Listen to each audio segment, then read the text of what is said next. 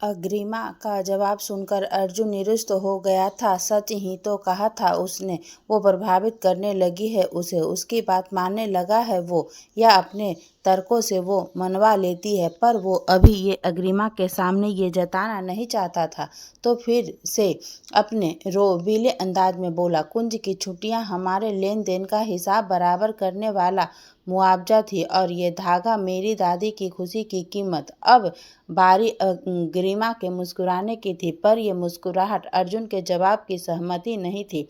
ये मुस्कान उसके जवाब में छुपे उस टसन के लिए थी जो अर्जुन प्रताप सिंह की पहचान है कि वो सब अपने हिसाब से करता है। उसने अग्रिमा के हिसाब से कुछ किया, पर उसे कैसे मोड़ तोड़ कर अपने हिसाब का बना लिया। अग्रिमा एक बार फिर उसकी इस अदा की कोयल हो गई थी। वो अब इस बातचीत के दौर को खत्म करना चाहती थी, क्योंकि ये सब उसे असहज कर रहा था।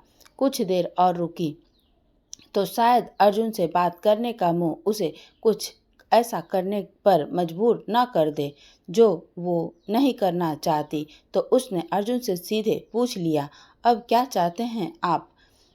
अर्जुन भी सीधे साफ शब्दों में बोला, लेन देन का हिसाब बराबर करना चाहता हूँ। अग्रिमा ने कुछ सोचते हुए कहा, क्या ये जरूरी है कि हम ये हिसाब किताब अभी बराबर करें? अर्जुन अपने हाथ अपने सीने पर बांध कर बोला, हाँ, मुझे कैरी फॉरवर्ड नहीं करना कुछ। अग्रिमा, ठीक है, तो आप अपने हिसाब से हिसाब बराबर कर दीजिए, क्योंकि मुझे तो कुछ सूझ नहीं रहा है। अर्जुन का फेंका पासा पलटकर उसके पास ही आ गया था, और अब उसके पास कोई उत्तर भी नहीं था, तो वो कुछ कह नहीं पा रहा था। अग्रिमा ने उसकी हालत भांपते हुए उससे कहा, वो पीछे पूजा के सामान की दुकान देख रहे हैं आप? अर्जुन ने पीछे मुड़कर एक बार दुकान को देखा और फिर अग्रिमा की तरफ देखने लगा। अग्रिमा जो लड़की फूल बेच रही थी वो तकरीबन 17 साल की है। उसके पिता ये दुकान काफ़ी सालों से चलाते थे, पर कुछ महीने पहले उन्हें पैरालिसिस का अटैक आया और वो अब कुछ भी करने में असमर्थ है। उसकी माँ भी कई घरों में साफ सफाई का काम करती है, तो अपने पिता की दुकान की जिम्मेदारी अब उनकी बेटी ले ली है। अर्जुन अब भी लगातार अग्रिमा को देख रहा था, मानो अग्रिमा की सुनाई कहानी के अंत में उसे कोई खजाना मिलने वाला हो। अग्रिमा उस दुकान के साइड में 2-3 लड़के भी खड़े थे जो हर रोज इस लड़की को परेशान करते हैं। फफ्तियाँ कसना, उसे देख कर सीटी मारना, ये सब उसके लिए आम बात है। मंदिर वालों ने भी बहुत समझाने की कोशिश की, पर एक बार पुलिस कंप्लेंट भी हुई, पर उन्होंने भी वार्निंग देकर छोड़ दिया। मुख्य मुद्दा यह है कि कोई हल नहीं निकला। अर्जुन, और तुम मेरा मतलब चाहती हो कि मैं उस मुद्दे का समाधान करूं? अग्रिमा ने मुस्कुराते हुए अपनी गर्दन हाँ में हिला दी। अर्जुन ने अपना सिर झटक दिया, मानो कह रहा हो कि ये सामने लड़की पूरी पागल है, इसका कुछ नहीं हो सकता। उन्हें हल्की सी चिढ़ के साथ कहा, तुम क्या सच में पागल हो? कभी खुद के लिए कुछ नहीं सोच सकती? अग्रिमा अर्जुन की उसे आप कहने की जद्दोजहद से अच्छे से वाकिफ थी, तो उसके तुम कहने पर फिर से मुस्कुरा दी और बोली, एक बार खुद के लिए भी कुछ जरूर मांगूंगी आपसे। उम्मीद है आप उस दिन मना नहीं करेंगे। अर्जुन, ठीक है, जो तुमने कहा वो हो जाएगा। वो लड़के अर्जुन के बाद उस लड़की को परेशान नहीं करेंगे, और मैं भी इंतजार करूँगा उस दिन का जब तुम खुद के लिए कुछ मांगोगी मुझसे। अर्जुन को एकदम से याद आया कि उसने अब तक सनशाइन का नाम तो पूछा ही नहीं, तो वो बोला, वैसे तुम्हारा नाम क्या है? अग्रिमा अब सोच में पड़ गई कि नाम बताए या नहीं। वो कुछ कहती उससे पहले ही अर्जुन के एक गार्ड्स ने आकर अर्जुन से कहा, एक्सक्यूज मी सर। अर्जुन ने उसे ऐसे घूरा जैसे नज़रों से ही उसे खा जाएगा। गार्ड ने अर्जुन का गुस्सा देखकर थोड़ा रुकते हुए कहा, सर, वो दादी जी आपको ढूंढ रही हैं। अर्जुन ने एक नज़र अग्रिमा को देखा तो उसने मुस्कुराते हुए कहा, अभी हमारे परिचय का सही वक्त नहीं आया है, आपकी दादी इंतजार कर रही है। अर्जुन को अग्रिमा का जवाब पसंद नहीं आया। इतना बोलने की बजाय वो नाम बताती तो शायद अच्छा लगता। उसने एटीट्यूड से कहा, तुम्हें शायद पता नहीं कि मैं एक ही बात दोबारा नहीं पूछता। अग्रिमा, मैं बिल्कुल नहीं चाहती कि आप अपनी बात दोबारा दोहराइए, और वैसे भी the business tycoon Arjun Pratap Singh किसी लड़की का नाम जानने के लिए इतने बेचैन अच्छे नहीं लगते। सही वक्त आने पर अपना परिचय जरूर दूंगी, अभी चलती हूँ। इतना बोलकर अग्निमा वहाँ से चली गई और अर्जुन उसे जाते हुए देख सोच रहा था, क्या वो सच में सनशाइन का नाम जानने के लिए बेचैन है? हाँ, थोड़ी बेचैनी है तो, पर वो ये मान लेता तो उसका अहम कम हो जाता, जो उसे बिल्कुल मंजूर नहीं था। इसलिए तो उसने सनशाइन को बिना उसका नाम बताए जाने दिया। अग्रिमा के जाने के बाद अर्जुन भी फाल्गुनी जी को लेकर घर के लिए निकल गया। वो अभी भी शांत चित नहीं था।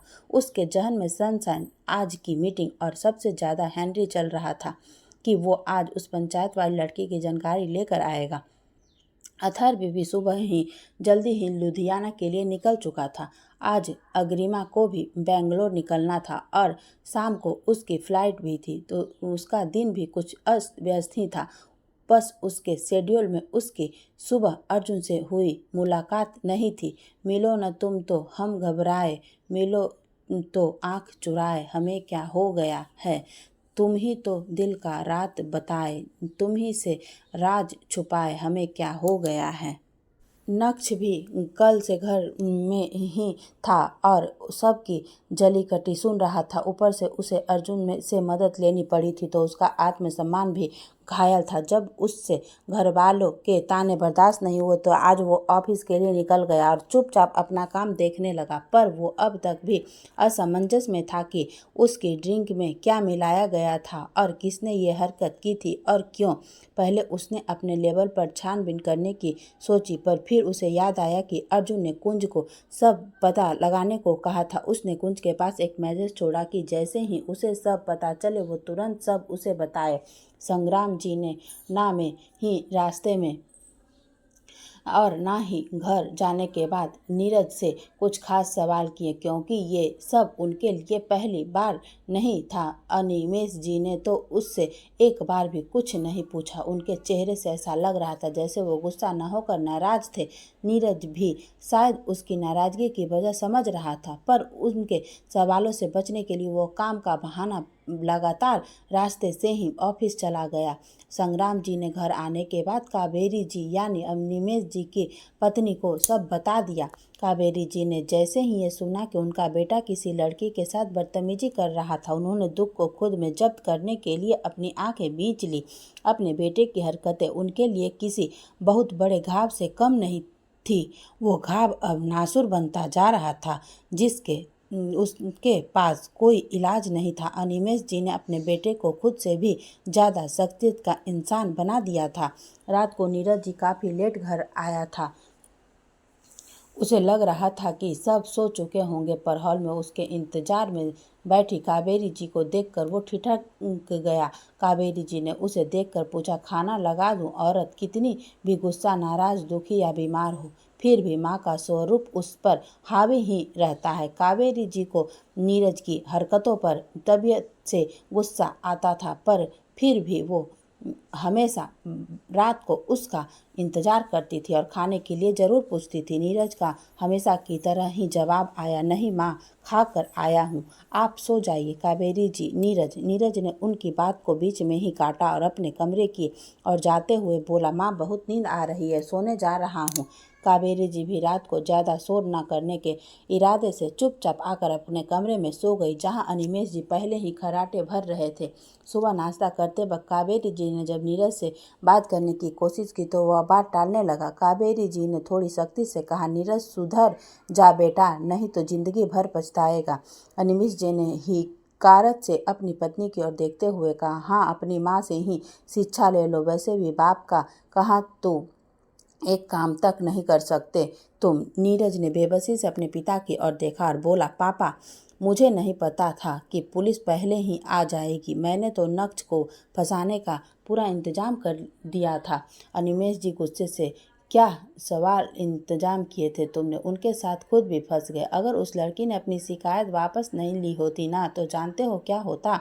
नीरज हल्की चिढ़न के साथ, कुछ नहीं होता पापा। अनिमेष जी का गुस्सा अब बढ़ने लगा था। उन्होंने नीरज को उंगली दिखाते हुए कहा, तुमने अपना नाम तो खराब किया ही साथ उस अर्जुन के सामने हम सब का नाम खराब कर दिया है। अगर अथर्व ने मदद नहीं की होती तो वो अर्जुन, तुम अच्छे से जानते हो कि अर्जुन को सख्त नफरत है लड़कियों के साथ गलत हरकतें करने वालों से, और मुझे अर्जुन के साथ रिश्ते खराब नहीं करने हैं।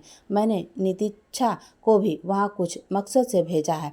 नीरज की अपनी नज़रों में सवाल देखकर अनिमेष जी ने कहा, हाँ, इसलिए अब तुम अर्जुन और उसकी फैमिली से दूर रहोगे, क्योंकि मुझे उस परिवार की नज़रों में अपनी इमेज अच्छी चाहिए, समझे नीरज जी। कावेरी जी ये सुनकर हैरान तो थी, पर बहुत गुस्सा ज़्यादा नहीं। अपने पति और बेटे की सारी गलत हरकतों से वाकिफ थी वो। उन्होंने तड़प भरे लहजे से अनिमेष जी से कहा, आप कैसे बाप हैं, खुद अपने बेटे को गलत राह पर चलना सिखा रहे हैं। अनिमेष जी ने अपने सामने रखी खाने की प्लेट गुस्से से जमीन पर दे मारी, जिससे कावेरी जी एक पल को सहम गई और कुर्सी से खड़ी हो गई। नीरज ने भी एक बार नज़र उठाकर अपने पापा की तरफ देखा, जो गुस्से में उसकी मां को घूर रहे थे। अनिमेष भी अपनी कुर्सी से उठे और सीधे जाकर कावेरी जी के गाल पर एक थप्पड़ मारा, जिससे कावेरी जी का हाथ सीधा अपने गाल पर चला गया। अपने दर्द को सहने के लिए उन्होंने अपनी आंखें बंद कर ली और आंखों से अंधेरा बह चली। इन सब में सबसे असहनीय बात यह थी कि उनके पति ने उन्हें अपने जवान बेटे के सामने मारा, और वो जवान बेटा चुपचाप खाना खा रहा था। धिक्कार है ऐसी जवानी पर, अनिमेष जी ने गुस्से में कावेरी जी का जबड़ा पकड़कर कहा, कितनी बार कहा है तुमसे कि मेरी माँ बनने की ज़रूरत नहीं है, पर तुम्हें बिना मार खाए बात समझ में आती नहीं। कहाँ है कावेरी जी को अनिमेष जी के इस रवैये की शादी के पहले दिन से आदत थी। पहले वो सब कुछ खामोशी से सहती रहती थी, क्योंकि उन्हें लगता था कि औरत को बोलने की इजाज़त नहीं है, और दूसरा, अनिमेष जी ने उसके मन में डर पैदा कर दिया था, और फिर धीरे धीरे वो अपने पति के इस घिनौने रूप के भी दर्शन कर चुकी थी, जो उनकी सोच से भी परे था। नीरज ने मामले को बढ़ता देखकर अपने पापा से कहा, पापा आप ऑफिस चलिए, मैं पहुंचता हूं थोड़ी देर में। अनिमेष जी गुस्से में से पैर पटकते हुए वहां से चले गए। नीरज ने डाइनिंग टेबल से एक पानी का गिलास उठाया और कावेरी जी के सामने करते हुए कहा, माँ आप क्यों पापा को गुस्सा दिलाती रहती हो, जबकि इसमें आपका ही नुकसान होता है। कावेरी जी ने नीरज की और दर्द भरी आंखों से देखते हुए कहा, भगवान तुझे सद्बुद्धि दे बेटा, वो क्या है ना, माँ हूँ, दुआ ही दे सकती हूँ, वरना है तो तू श्राप के लायक। इतना बोलकर वो बिना पानी पिए वहाँ से चली गई। संग्राम जी ने ये भी सब देख लिया था, पर उन्होंने तीनों में से किसी से कुछ नहीं कहा और अपने कमरे में चले गए। अदिति की आज जल्दी निकल गई थी। वो प्रताप ग्रुप ऑफ कंपनी के ऑफिस में पहुंचकर कुंज से मिली, तो कुंज उससे उसकी डिटेल्स पूछकर उसे अपने साथ लेकर HR डिपार्टमेंट में चला गया, जहां आज निरीक्षा ने भी ज्वाइन किया था। कुंज एक खुश दिल इंसान था। ऑफिस में सबके साथ वो हमेशा अच्छे से पेश आता था, इसलिए सब उसकी इज्जत करते थे। HR डिपार्टमेंट में कुंज को देखते ही सब उसे शादी पक्की होने और छुट्टियां के लिए बधाई देने लगे, तो उसने हंसते हुए सबका धन्यवाद कहा। इन सब में एक अकेली नितिच्छा ही अलग खड़ी थी। कुछ देर बाद कुंज ने सबको काम करने को कहा और वहां से के इंचार्ज को अदिति की सारी डिटेल्स देकर कहा कि इस लड़की को इसके सूटेबल किसी डिपार्टमेंट में ज्वाइन करवाना है। आज अर्जुन सर का ऑर्डर है। नितिच्छा समझ गई थी कि अदिति वही लड़की है जिसने नक्श और नीरज की कंप्लेन की थी। HR डिपार्टमेंट के इंचार्ज ने अदिति को 1-2 दिन पहले डिपार्टमेंट में ही काम करने का ऑफर दिया और कुंज से कहा कि 1-2 दिन में वो कोई सूटेबल सीट उसे अलॉट कर देंगे। अग्रिमा भी मंदिर से जाने के बाद अपने कमरे में गई और कुछ देर तक वो आज अर्जुन से हुई मुलाकात के बारे में सोचती रही। उसे समझ नहीं आ रहा था कि वो अर्जुन को अपनी पहचान कैसे बताएगी और वो फिर किस तरह रिएक्ट करेगा। अर्जुन के रिएक्शन के बारे में तो वो अंदाज़ा तक नहीं लगा पा रही थी। फिर उसे अर्जुन के हाथ पर मौली का धागा बांधना याद आया तो होठों पर मुस्कान खिल आई। जो उंगलियां अर्जुन की कलाई को छू गई थी उसने उन्हें अपने माथे से लगा लिया। अर्जुन से जब तक वो मिली नहीं थी तब भी वो खुद को उसकी अमानत ही मानती थी और उस उससे रूबरू होने के बाद से वो तो जैसे जैसे आत्मा अर्जुन के साथ ही चली गई थी। कितना मुश्किल था आज दिल को समझाना, अर्जुन को अलविदा कहना। एक बार तो मन में आया था कि बता दे अर्जुन को, दे दे अपना असली परिचय, कह दे कि वो अग्रिमा अर्जुन प्रताप सिंह है। पर फिर ये सोचकर रुक गई कि कहीं उसके जीवन का ये सबसे हसीन दिन उसके जीवन का सबसे खराब दिन न बन जाए। वैसे भी आज तो वो जा ही रही है, पता नहीं फिर कभी मिलना होगा भी या नहीं। तो क्यों न इस मीठी सी याद को संजो ले अपने मन में। इससे पहले भी वो जाने कितनी ही बार इस शहर में आ चुकी थी। अथर्व के अस्पताल में ही हर बार एक हफ्ते के लिए हर रोज जाती थी, पर कभी आमना सामना नहीं हुआ था, ना अथर्व से ना अर्जुन से। और इस बार ना सिर्फ आमना सामना हुआ बल्कि दोनों से बातचीत भी हुई, यहाँ तक कि वो अजय जी और फाल्गुनी जी से भी मिली। आज उसकी वापसी का दिन था। पहली बार वो इस शहर से वापस जाते हुए थोड़ी खुश है। इसी खुशी के साथ उसने बेड पर लेटकर अपनी आंखें बंद कर ली। कुछ देर बाद वो उठकर अस्पताल के लिए निकल गई। अर्जुन भी अपने कैबिन में पहुंच चुका था और कुंज ने आकर उसे पूरे दिन का शेड्यूल बताया। अर्जुन, उस लड़की ने ज्वाइन किया? कुंज, यस सर। अर्जुन, हाँ, you have to take care of her. Kunj, sure sir. Arjun, तुम कब से जा रहे हो छुट्टी पर? कुंज, कल से। अर्जुन, ठीक है, अपना काम किसी को समझा दिया ना तुमने? अर्जुन, जी sir, Naina will take care of your schedule. Arjun, fine said Henry. Kunj, yes sir. उसके बाद कुंज ने जाकर हेनरी को अर्जुन के केबिन में जाने को बोला और खुद अपना काम करने चला गया।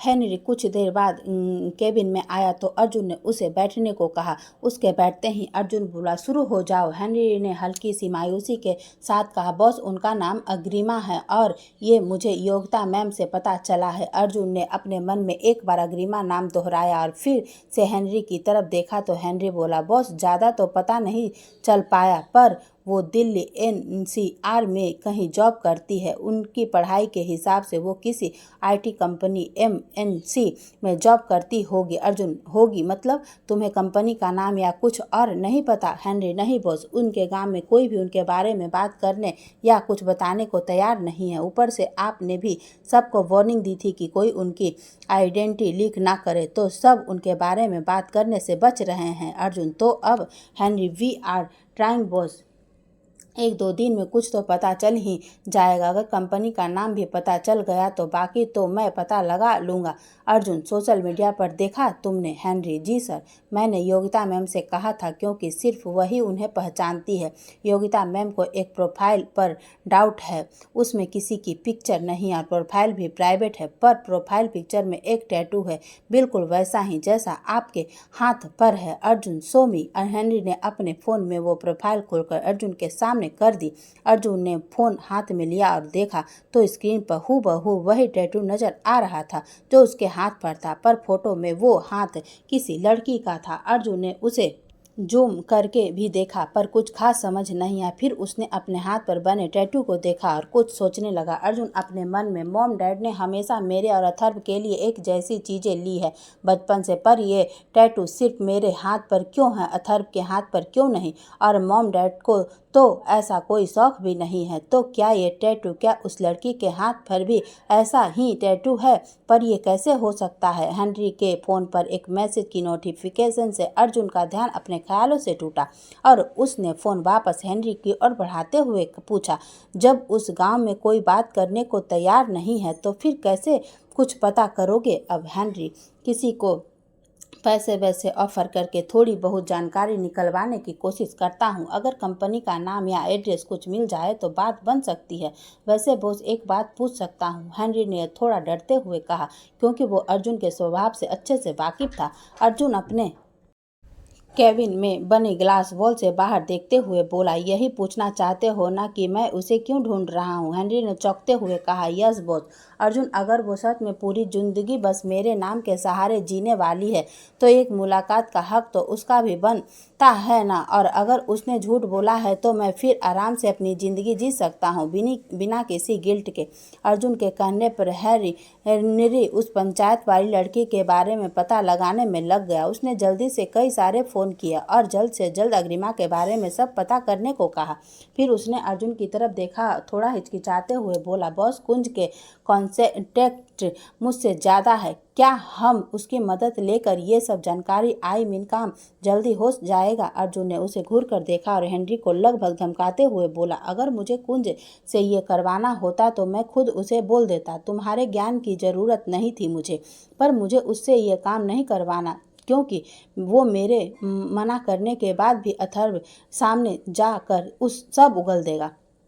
तुमसे ये काम होता है तो बताओ, नहीं तो गेट अप फ्रॉम हेयर हमेशा के लिए। ये सुनते ही हेनरी ने घबराकर थूक घटक लिया। वो जानता था कि अगर उसने अब जल्दी से अग्रिमा के बारे में सब पता नहीं किया तो अर्जुन उसे सच में गेट आउट कर देगा। वो जल्दी से उठते हुए बोला, बॉस मैं जल्दी से सब पता करवाता हूँ। अर्जुन अपने हमेशा वाले स्टेशन में तुम्हारे लिए यही बेहतर है, और याद रहे कि कुंज और अथर्व को इसकी भनकता न लगे। Henry, yes boss. अग्रिमा ने भी अस्पताल जाकर अदिति से मुलाकात की और कुछ पैसे जमा करवाकर डॉक्टर को ये सुनिश्चित किया कि वो अपने तरीके से इलाज जारी रख सकते हैं और वो बाकी के पैसों का इंतजाम भी जल्दी ही कर लेगी। फिर वो अदिति से बात करके अपने मरीज से मिलने गई। मरीज एक अधेड़ उम्र की औरत थी जिसके कपड़े और बाल अव्यवस्थित थे। उनकी हरकतों से भी वो समान नहीं लग रही थी, शायद दिमागी तौर पर बीमार थी। हॉस्पिटल के ही एक डिपार्टमेंट के पार्क में वो औरत घास पर ही बैठी थी और आसपास कुछ और लोग भी थे जिन्हें देखकर भी ये साफ था कि वो सब दिमागी तौर पर ठीक नहीं है। अग्रिमा ने वहाँ रेख कर रही थी। एक लेडी स्टाफ से बात की और वो लेडी स्टाफ अग्रिमा को उस औरत के पास ले गई। अग्रिमा ने मुस्कुराते उस औरत को देखा और वो औरत अग्रिमा को ऐसे देख रही थी मानो वो कोई अनजान हो।